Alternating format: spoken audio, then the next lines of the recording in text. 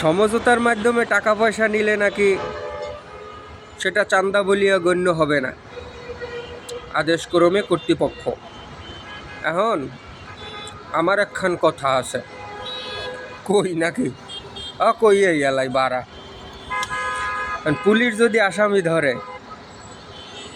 আসামি পক্ষের গার্ডিয়ান ডাকিয়া পুলিশ একসাথে বইসা টাকা পয়সা লেনদেন করিয়া যদি আসামি ছাড়িয়ে দেওয়া হয়, তাইলে কি সেটা ঘুষ বলিয়া গণ্য হইবে নাকি হইবে না? কারণ ওটাও তো সমঝোতার মাধ্যমেই হইয়া আছে, ঠিক না? তৃতীয় প্রশ্ন, প্রেমিক প্রেমিকা যখন প্রেম করে তখন তাদের দুইজনের সমঝোতার মাধ্যমে শারীরিক সম্পর্ক যদি একটা হইয়া যায়, তারপরে মেয়েটা কিছুদিন পরে থানায় যাইয়ে যদি ছেলেটার নামে ধর্ষণের মামলা দেয়, তাহলে সেটা কি মামলা হিসাবে গণ্য হইবে? কারণ হওয়ার তো কথা না। তারা যখন প্রেম করিয়াছে তখন দুইজনার সমঝোতার মাধ্যমেই কিন্তু শারীরিক সম্পর্কটা হইয়াছে,